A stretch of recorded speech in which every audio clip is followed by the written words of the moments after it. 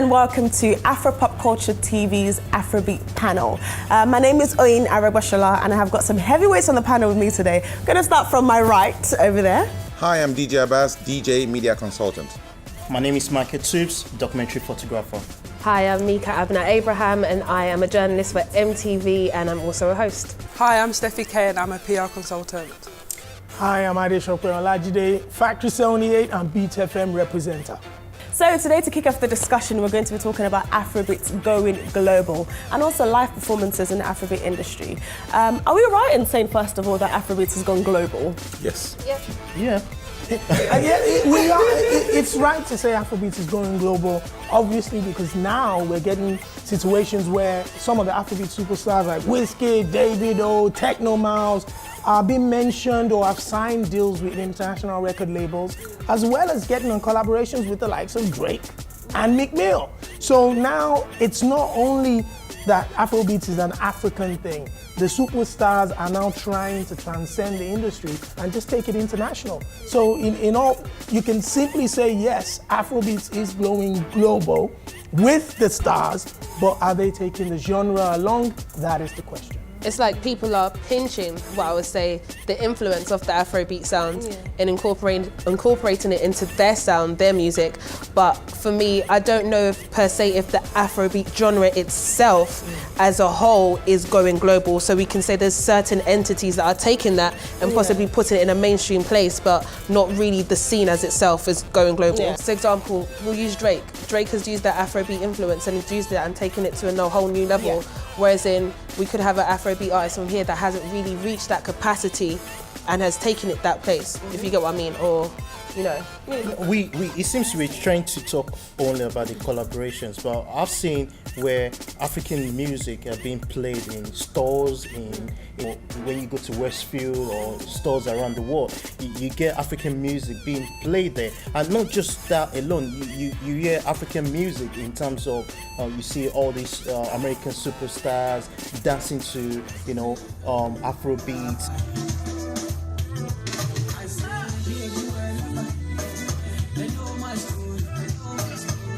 The music itself is traveling, I think the question is Afrobeats going global? Yeah. Without a shadow of a doubt. And I think to put it into perspective, you need to have a genealogy, trace it. So let's look back 10 years. You need to have indices to measure these things. 10 years ago, what was Afrobeats to anybody, generally? And what is Afrobeats now? So let's trace that journey, Now, the topic of this discussion is globalization, really. How right now we're talking about artists signing deals, quote unquote international deals, which is not new actually, because some people tend to think, Sony is now coming. Sony has been signing artists in Africa from as way back as 12, 13 years ago. So that in itself is not new. But however, we now have a new caliber of stars who actually are not just handpicked ordinary. These are named guys who are tested and proven in their territories and in the foreign territories within their diaspora communities. So I remember the first time I was in Macy's in Atlanta and I had P Square about 5-6 years ago. I've never been so excited. I'm like, this is Macy's in Atlanta and they're playing P Square. If I hear it now, it's not a big deal. Because it's a progression, So is it going global? Without a doubt. It's not by error when you hear the big foreign stars on their Snapchats and Instagram playing, they're not just playing because they like it, they're sending the message. Everybody's looking in that direction. So it is going global. Is it where it should be? Certainly not. But yes, it is going global. And how many concerts now do we have a year in this country? Let's start from concerts. That's an index right there. And in bigger, the venues that they are getting bigger and bigger and bigger and every year. We're talking Apollo back to back in one weekend. Yeah. And that same feat was accomplished, I think, with the D'banj show about 4 or 5 years ago. D'banj and Wiz back to back, it's like, how is it going to happen? Apollo 5,000, easy, sold out, both, So certainly, is going global, and for Afrobeats, I think the UK is the capital, international capital of Afrobeats, and certainly it is rooted now But then the business side is something else. That's another thing. It's interesting, you were talking about signing, signing to labels and stuff like that. First of all, are we comfortable with the idea that that's where people are aspiring to be, like artists are now aspiring to be signed to Western labels?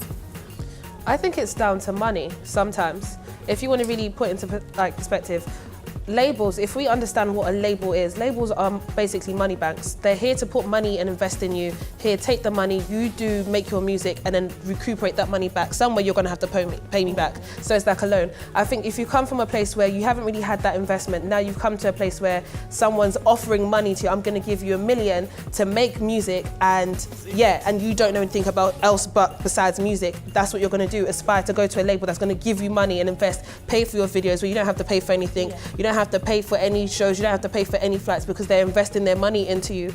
But the thing is, when you don't know the business side of the label, when you don't know what happens when you don't pay back your advance, when you know that you don't get your royalties are getting shared left, right and centre, when you don't get your masters, all these different things when you're signing to labels, or labels not knowing how to market certain African acts. They're signing people off of hype and not off of what they've done and achieved. I think they're definitely going to sign people off of hype.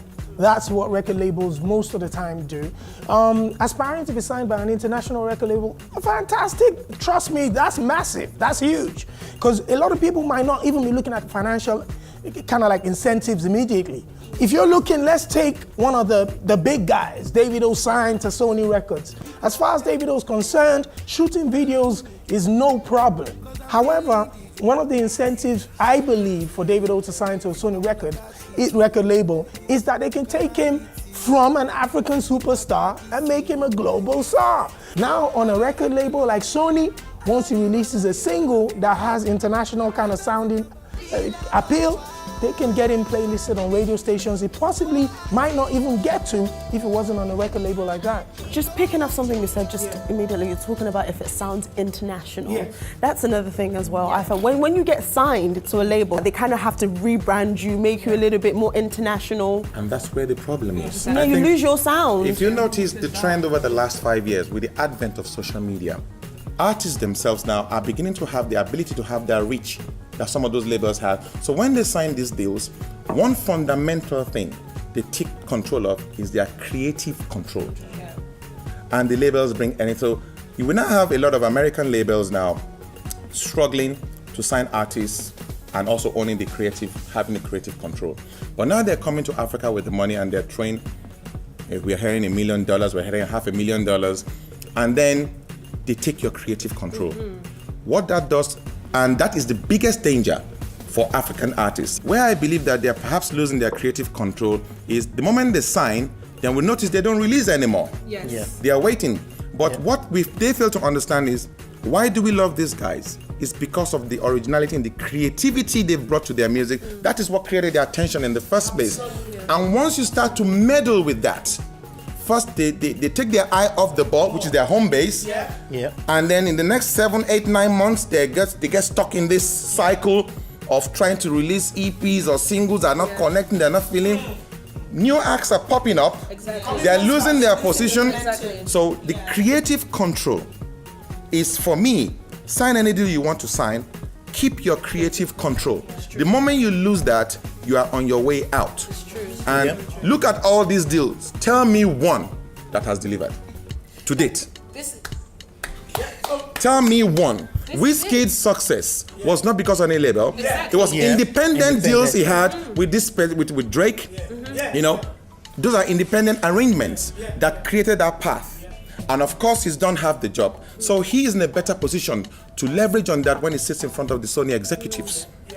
If you're a fresh act coming, no matter whatever the success you've had in Africa, if they're coming to you fresh with all the excitement, and they say, okay, you know what, the thing is, no, boy, you're coming, this is the States now, we gotta tweak this thing a bit, that's where the problem starts. So I don't mind international deals, but keep your creative control. The problem is this: if you are looking at the mainstream ears when you're creating the Afrobeats music, immediately it doesn't sound like what we like.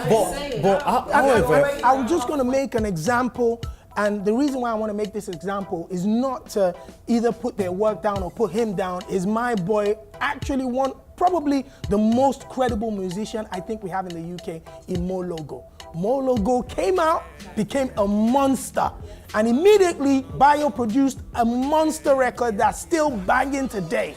The next thing, record label came in, oh, we want that baddest, oh, da da da da da. They decided to cut a deal with Mo Logo, let's do a single, and they wanted to do a song that had no sound like Afrobeats at all. They did My Sweetie. My Sweetie, that was it's like Jamie Oliver doing Jollof. Exactly. That was disgraceful. They tore him apart. I was really upset with that because I'm really passionate about my jollof. But They made the song for Mo, they spent a lot of money on it, but they didn't get the right type of sound and production, and the song didn't go anywhere, and that deal fizzled away. But Mo is back now. Do you think that these labels don't understand the Afrobeat scene? Because they're signing and they're producing songs to go into the mainstream, but have they not grasped what Afrobeats really is? They haven't, I think because they're trying to make money. It's a money Essentially, thing. they're trying to make money. But this is what they're make thinking. the money if that's not the sound that people are expecting. Don't forget the labels are business people. Really, their primary interest is not to float your brand, it's to just float your music. It's to find the brands that are pushing the music and see how much they can milk out of those brands for themselves. Essentially, that's what labels of any description do. So what we now have to do is have a template of some sort that protects their creative, that gives them creative control. Because once you have that, trust me, you can lose the $1 million. Once you have your creative control, trust me, even without the $1 million deals, you know the beauty of good music, it always sells eventually. It goes round eventually. So I'd like a situation where they keep their creative control and have these deals. So when the deals don't work, they don't go under.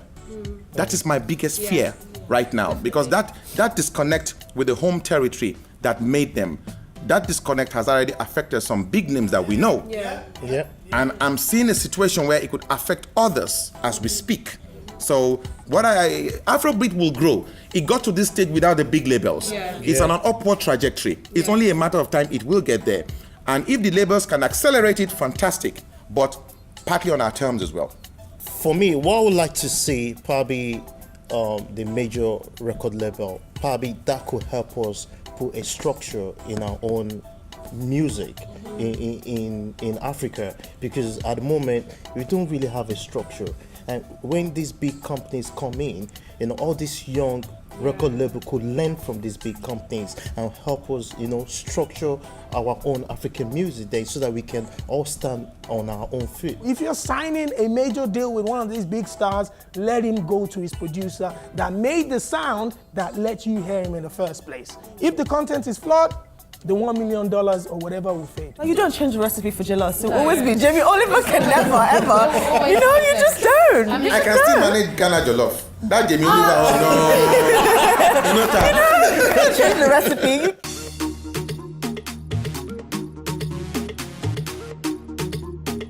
You mentioned earlier, Michael, about live performances. Can we just quickly talk about that? What do you think, first of all, the live performances are doing? Because they release an album or they release a single and it's great and you're listening to it and you're loving it. You're like, yes. And then they do a concert, first of all, And we've all been to these concerts, right? You go to a concert, sometimes they're great, sometimes they need a little bit more work. But what do we think about live performances? Okay, live performances, I'll take it in a positive and negative version.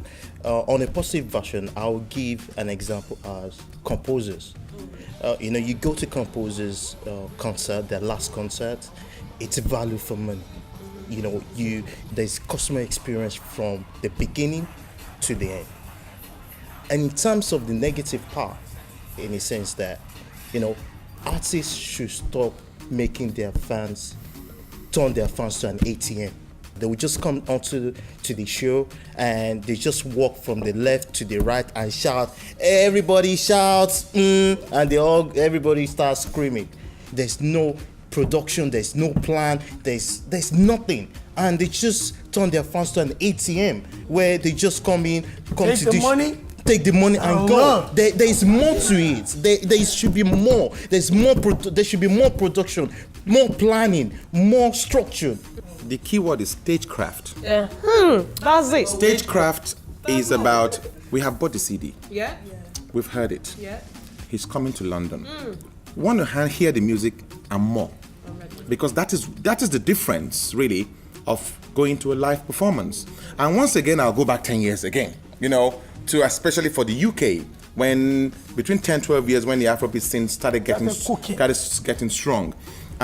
Basically, it was the easiest thing for artists, and I'll take a bit of blame for that as well. DJ playback. I didn't know. I did events then. Yeah. We were the first Nigerian promoters to bring a Nigerian Afrobeat act to the UK. Tony Tetwila, 2003. 2003. And it was all track 2, track 4, track 6, But then we would say that was the golden era. Those were the early days, we could get away with it then.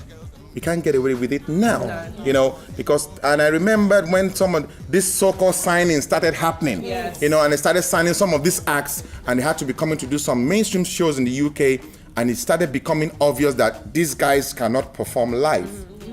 So they started doing crash courses, and then they would cheat live.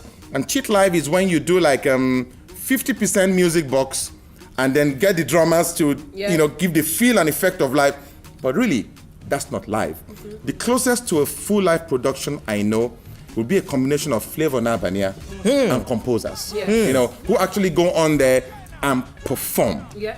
That is getting value for money. Yep. And I saw more hits at some point. They jumped on that as well and picked it up. Burna Boy?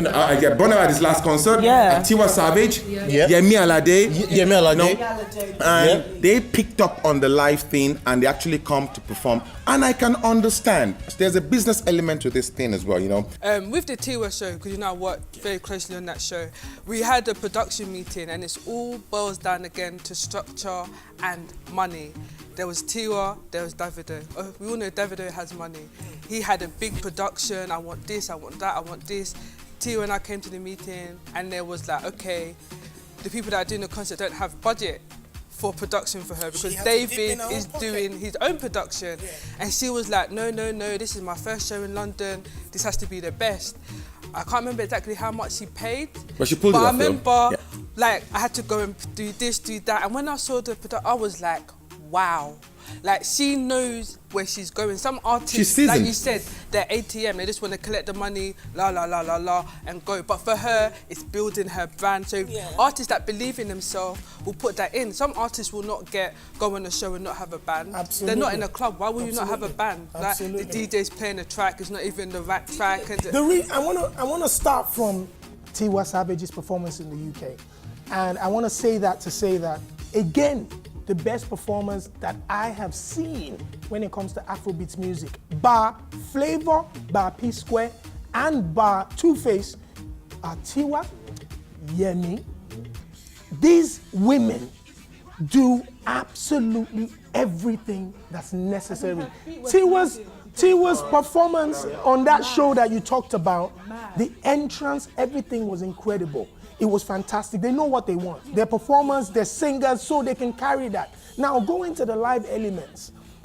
Bar those names we've mentioned and the women, most of the others just come in to sound check. Yeah, it's true. They don't give anything else. If you don't rehearse, there is no way you will ever get better performing on stage. Simple. Do you know that Flavor rehearses, even if he has shows or not, twice a week? He's a superstar. It's twice a week. But beyond that, I think we must also understand some of their backgrounds. Don Jazzy is one of the biggest person to come out of African music because he is a musician. Yeah. I met him when he was 19, and his favorite instrument was the bass. Yes. And his dad is, he comes from a good stock musically. So he's not where he is by chance. He's got the ear. Yep, You know, exactly. and some of them are blessed like that. I feel like an event is supposed to be an experience. If your audience are paying, let's say 10 to 30, 40 pounds, how much ever you're charging, you're supposed to give them experience. As for me, when I go to events and people are like, yeah, can you review this? That's what I'm looking for, because I'm coming from places where I'm seeing major production. Just because we're African doesn't mean we can't give them the same platform, we can't give them that same, and I mean, I even want you to come bigger and better because of where we're coming from. Show them Africans, show them Africa. But sometimes when you come to the shows, as you said, the studio rappers, you have the studio artists and you have the live artists. They come on stage, yo, put your hands up, yo. Sometimes you have them, the audience is singing for you. So I've come to I can hear your backing vocals, not your backing vocalist, I can hear your backing vocals on the track. I can hear your ad-libs, you're doing Rick Ross on your track. And you're not even singing, so now you're rapping, and your song is rapping, and you're not rapping. So you're there pointing the thing to the audience, and you're rapping, but you're not. That doesn't make sense to me. If you're going to be an artist, be an artist properly. So we have the artists, and we know that the part that they play in this, right? But then you also have the people who put the shows together. Yeah. You know, what's their part in this? And because I think that, because I mean, some of these people charge an extortionate amount of money. You go to the show, there's nothing. You have opening acts who are there for ages, and you come for the last 20 minutes of the show. Or people have paid for 3 hours to come and see you, and they only see you for 30 minutes or even 10. This is the problem in the industry. People that put on shows are not putting on shows for the love of Afrobeats or for the artists. They're putting on shows to pay their bills. They don't care. They don't care. If the artist comes and says hi and bye, they don't care. So they're in it for their own money. They're not in it to. So now, if a record label's putting on a show, they're putting it on for their artist, for their brand, for their business. But a promoter is doing it for their own pocket. Let me say a little bit before DJ Abbas gets in now. Having worked with a few promoters, I've seen different interests that they have. I've worked with people that actually book artists and say to the artist, you're coming over, you have to do, the promoters are now having to pay for the band. Yeah. I'm forcing the artist to rehearse. Did you know that? Yeah. No, exactly. Yeah, they pay for the band, they pay for the dancers, they're paying for the rehearsal space, and the artist never even mentioned it from the first point. The artist only wants to take his 10 million naira. Yeah. So now these artists as well have now put the promoters in a position where they now have to become sharks. Yeah. Because the artists really don't care about their brands. Yeah, they care about the money more. My favorite concert, my favorite individual performance at the concert was at Burna Boy. Yeah. Yes. You know, that from the side acts, that intro for Burna Boy. That intro is one of the best. Everybody, I was looking back at the audience, everybody had a light on. Yeah. The build up and trust me, it takes it's not an easy thing to get me going. Do you know one of the reasons that caught? Because the intro met his storyline. What happened with Burna Boy was one of the most incredible nights ever. Yeah. Where his real story, everything tied up into production. Meets the production and meets the performance. You have to remember it's also the build-up to the Burna Boy show. Yeah. There was no way that you won't look on Twitter, Facebook, any social. He's had posters. I have not seen the posters. There was posters everywhere across the UK. And for the simple fact of, as you said, his story. Yeah. He had not been in the UK for 7 years. That was not even a show. That was a movie. It was an experience. That I can tell you what happened, what time, where. And even the artists that he had on before him. Now, this is one thing I was also wanted to mention. The artists that we have on before the actual artists. And I have to give credit to UK artists. Some of them really do know how to perform. Sure. Sometimes it's just the audience that don't know how to relate to them. But sometimes I'll see UK artists and I'll see the main artist, I'm like, oh wow. So who is the headline? Who is the... That day, I enjoyed Afrobeat. Mm-hmm. I particularly enjoyed Afrobeat that day, you know. I will never forget Lola Ray for Lola Ray, she came through with the dancers 3 years ago. Never forget that. and she was an unknown UK artist that I saw on stage and said, who is this Mariah Carey? I feel for African artists, we need to capture that element of just that energy, Stagecraft. Stagecraft. Learn your stagecraft. There's been so many things happening, you know. There's been situations where the artist has turned up 2 hours late to their own show. There's been situations where they're there and things have been cut off. There's so many things that happen in the industry. There's, you know, sometimes the show has been cancelled on the day. No, the show has been cancelled on the day. So many things has happened, and we have to give a shout out to this. I've done an amazing job so far. But what do we with Suffolk? And I want to direct this to you first of all. Like, what do we want to see moving forward? What do we want to see out of this? You know, how can we improve on live performances? Because I, for one, would like to spend money with my friends and get my money's worth, you know? I think that it's down to the promoter and which artist they're actually choosing to bring. So now we have some artists that come, they might come every year, they might come twice a year. We was talking about our artists, I won't mention their name, earlier on, that they're booking at least 3 shows in the next 4 months. Why? How many people are now going to go and see that show? So I think it's all about if they're current in the scene at the moment, if the promoter and that artist management or label team has the budget to put in for a good performance, band, promotion is key as well. Like she said, you saw Burna Boy everywhere. Some people don't want to put in money to promote in.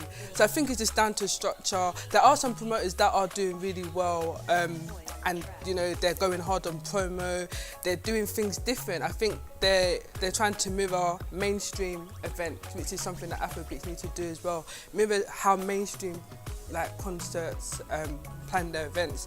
But I think we're getting there slowly. It's just, we are getting there. It's just people are realising now from lessons that they've learned, so. Okay, thank you very much for that. So, that's been enlightening, that's been interesting. I've learned a thing or two. I've learned a thing or two. Thank you so much to everybody today on the panel. You guys have been amazing. You know, I think I would like to sit here and have another conversation about something else in the future. Yeah, that's it from us, and we'll see you guys in the next episode.